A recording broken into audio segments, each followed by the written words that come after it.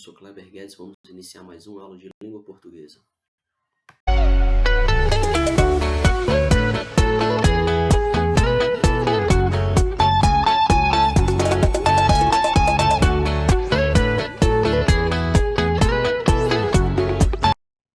Bom, nessa aula de hoje nós vamos estudar a colocação pronominal, conteúdo da gramática, que vai nos auxiliar a usar corretamente certos pronomes. O pronome deve vir antes, deve vir intercalado, deve vir após o verbo.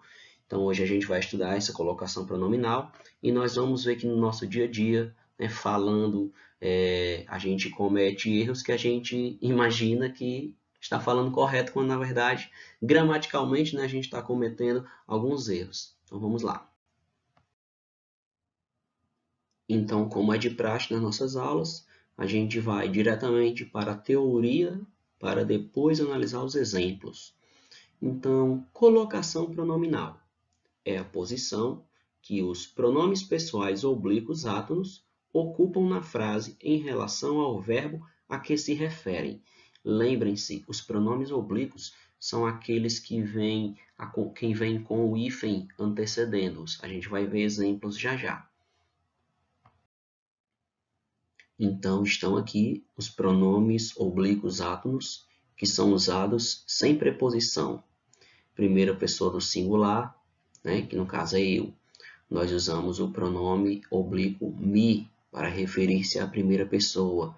O te para referir-se à segunda pessoa, o, a, lhe e si para referir-se à terceira pessoa do singular. Para a primeira pessoa do plural, nós utilizamos o nos, terceira pessoa do plural vos, segunda pessoa do plural vos, terceira pessoa do plural os, as, lhes e si. Então esses são os pronomes oblíquos, esses que estão com a letrinha vermelha, pronomes oblíquos átonos que acompanham os verbos. Professor, e o eu, tu, ele ou ela, nós, vós, eles ou elas? Esses são os pronomes do caso reto. Bom, são os pronomes que a gente usa na nossa conjugação verbal e para identificar as pessoas do discurso. Primeira pessoa do discurso é quem fala, eu ou nós. Segunda pessoa do discurso é com quem se fala, tu ou vós. E terceira pessoa do discurso é de quem ou daquilo que se fala. No caso aí, ele, ela, eles ou elas.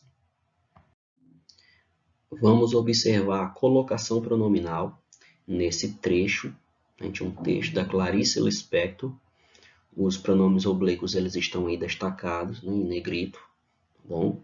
E é importante lembrarmos, pessoal, que na linguagem poética, na música, essas regras ortográficas, essas regras da língua portuguesa gramaticais, elas não precisam ser seguidas ao pé da letra. A poesia ela é isenta de utilizar a gramática, porque na poesia o poeta precisa utilizar uma sonoridade, uma rima, e se ele for escrever ao pé da letra como a gramática nos ensina, ele poderia muitas vezes não ter o efeito necessário. Então, lembrando que a gente não pode pegar uma música e dizer, olha, o compositor aqui escreveu errado. Não é nada disso, tá bom? A música ela é isenta dessas regras gramaticais. Mas vamos olhar esse trecho aqui, tá bom? Da Clarice Lispector, que é: que foi que se disseram? Não se sabe. Sabe-se apenas que se comunicaram rapidamente, pois não havia tempo. Então agora a gente vai olhar aqui alguns exemplos, os exemplos aqui práticos do pronome oblíquo átono em relação ao verbo, ou seja, a relação entre o pronome oblíquo e o verbo. Temos aqui a primeira situação que nós chamamos próclise. Nesses casos, o pronome ele vem antes do verbo, é o pronome antecedendo o verbo. Exemplo, o aluno se inscreveu no concurso.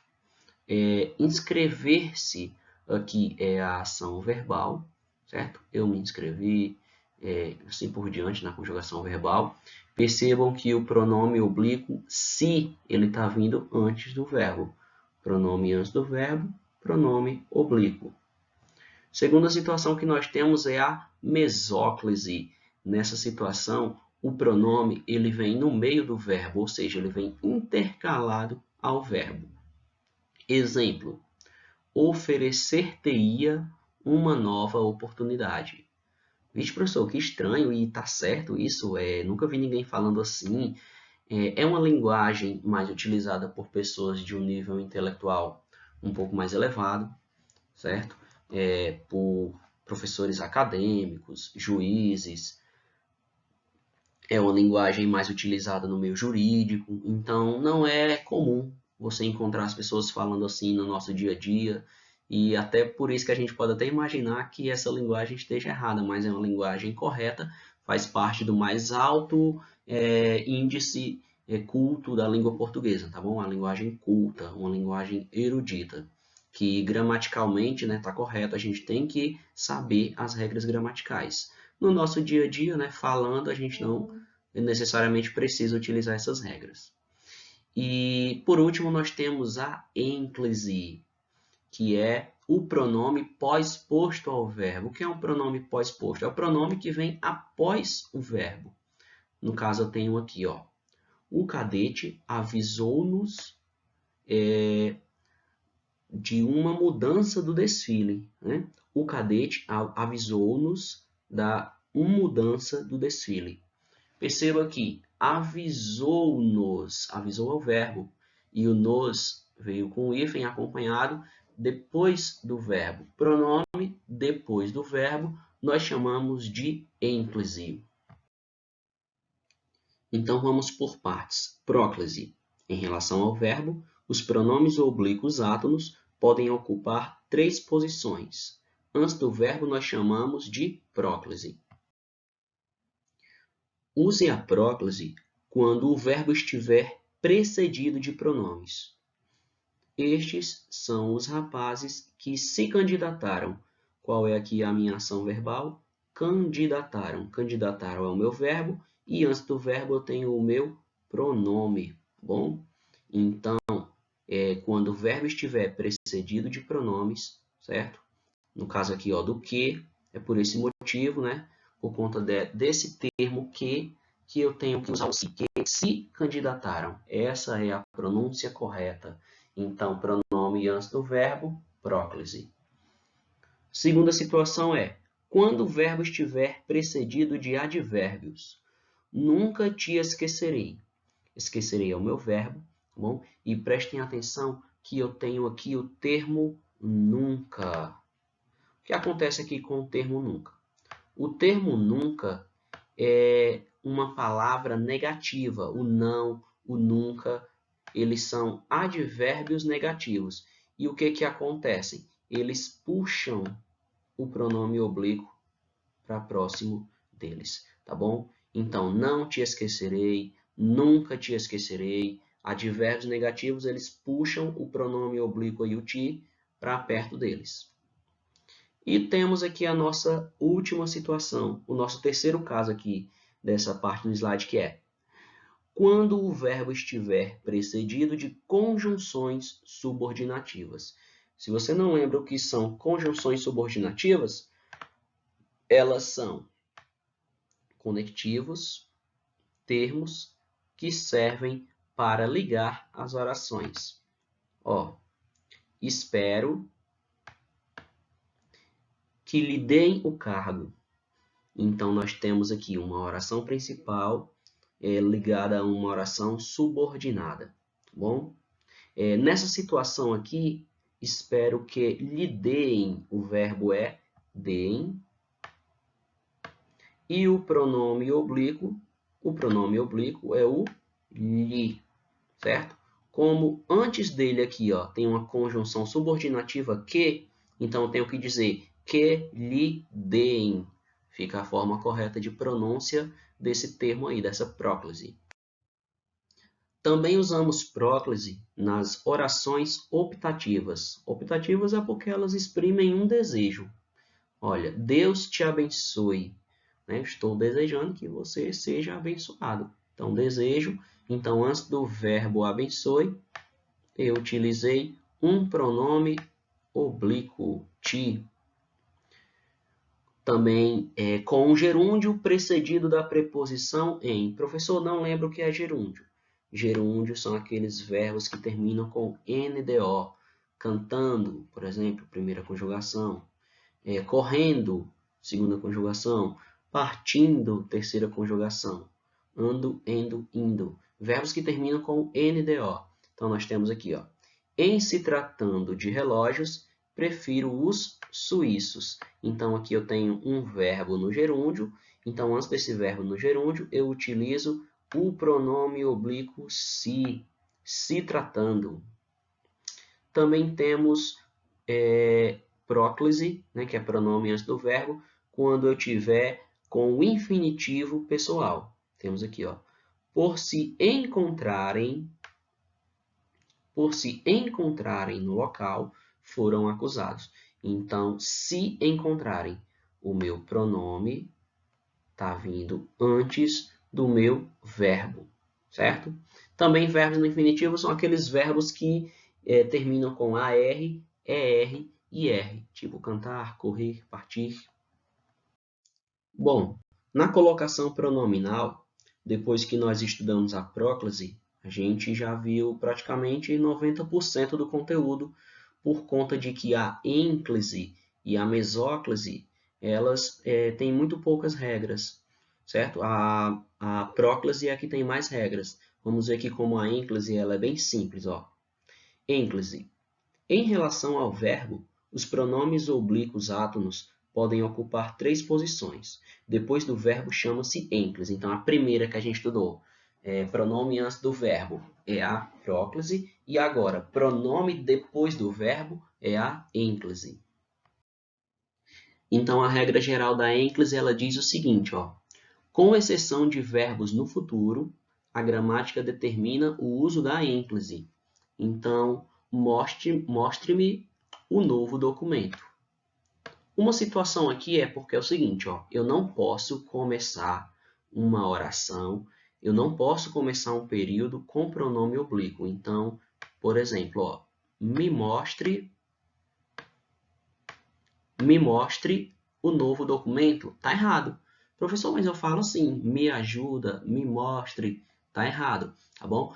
Na fala, no dia a dia, a gente pode falar assim, certo? Não vai ter problema de entendimento, certo? Agora, em uma situação de escrita, nós não podemos escrever desse modo, porque estaria errado, tá bom? Então, me ajude, me mostre, errado,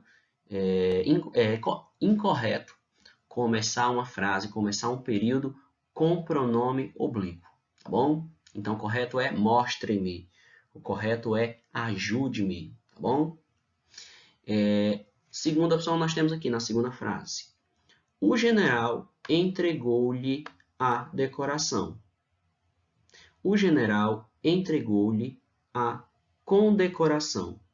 Perceba aqui, ó, que esse verbo entregou, ele não está no futuro. Então, está de acordo com a regra geral. A regra geral diz, com exceção de verbo no futuro, a gramática determina que nós usamos a ênclise. Temos aqui mais uma situação que é os alunos decoram-na com perfeição. Esses decoram aqui, ele também não é um verbo que está no futuro, certo? Então, com exceção dos verbos no futuro, eu tenho que usar a ênclise. Então, decoram-na. Vamos ver aqui mais alguns exemplos de ênclise para a gente poder fixar aqui na mente aqui esse conteúdo. Usa-se a ênclise quando o verbo inicia a oração. Eu já falei que não pode começar o período com ênclise, tipo, lhe expliquei o motivo, está errado. Expliquei-lhe o motivo. Não pode começar a frase, não pode começar o período com o pronome oblíquo, tá bom? Segunda frase nós temos aqui, ó, quando houver pausa antes do verbo. Então, não pode começar a frase com pronome oblíquo e depois de vírgula, depois de pausa, né, de vírgula, de ponto, nós também não podemos usar o pronome oblíquo. Ó, já que insistes, vírgula, entrego-lhe a chave. Ou seja, depois aqui ó, da minha vírgula, tá aqui a minha vírgula, depois da minha vírgula, eu não posso colocar o pronome oblíquo, porque a vírgula é uma pausa. certo? Então, se tem vírgula, se tem ponto, se tem qualquer pausa, você coloca o verbo e em seguida você coloca o pronome oblíquo, o lhe. E também temos aqui que é quando o verbo estiver no gerúndio, quando o verbo estiver no infinitivo impessoal rígido da preposição a. Professor, o que é infinitivo? Pessoal, infinitivo são os verbos que terminam com AR, ER e R. Por exemplo, cumprimentar. Ele é um verbo infinitivo, certo? Da primeira conjugação. Ele é um verbo que termina com AR. Então, quando o verbo estiver no infinitivo impessoal, tá bom? Nós devemos utilizar aqui o pronome oblíquo após ele. Então, passaram a cumprimentar-se mutuamente. Professor, verbo infinitivo eu entendi, termina com AR. Verbo infinitivo, ok. E o que seria esse regido da preposição a? É quando na oração é obrigatório o a. Passaram, quem passou, passou a fazer alguma coisa, passou a praticar alguma coisa. Então, passaram a. Estão vendo que o a aqui está obrigatório aqui na oração? Então, esse verbo infinitivo cumprimentar, ele é regido de uma preposição a. Então, passaram a cumprimentar-se. Então, essa é a forma correta de escrever. E, por fim, a gente chega na mesóclise. Em relação ao verbo, os pronomes oblíquos átonos podem ocupar 3 posições. Quando o pronome está no meio do verbo, chama-se mesóclise. Então, essa aqui é a terceira parte e o finalzinho. Então, a minha regra geral da mesóclise vai me dizer o seguinte, ó. Emprega-se a mesóclise quando o verbo estiver no futuro do presente ou no futuro do pretérito do indicativo, iniciando uma oração. Exemplos, temos aqui, ó. Contar-te-ei uma história. Nessa situação aqui, você vê que contar-te-ei é a mesma coisa de contarei, certo? Ou seja, é um futuro porque não aconteceu ainda, futuro do presente porque não aconteceu ainda, mas é uma ação que está próxima. Contarei uma história para dormir, é a mesma coisa, contar-te-ei uma história para dormir. E aqui na segunda oração nós temos dar-te-ei a mais linda flor do campo. Perceba que esse dar-te-ei é como se fosse aqui, ó, darei a mais linda flor do campo. Então, como ele ainda não deu essa flor, nós temos aqui futuro, tá bom? Futuro do pretérito do indicativo. Dar-te-ei a mais linda flor do campo. Como ainda é uma ação que não aconteceu, futuro, certo? Futuro do pretérito do indicativo significa que ele está afirmando com certeza que ele vai dar a flor mais linda do campo. Apesar de que a ação ainda não ocorreu, mas ele está afirmando com veracidade, com certeza do que ele está falando, que ele tem convicção de que ele vai realizar essa ação verbal.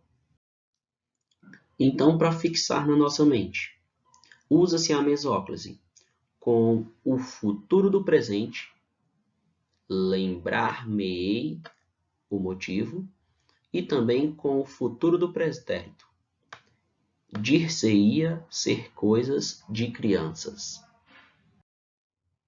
Ora, se nós não podemos começar uma frase com pronome oblíquo, certo? E esse te aí, esse ti aí é um pronome oblíquo, isso significa que gramaticalmente a expressão te amo, ela está errada? Sim.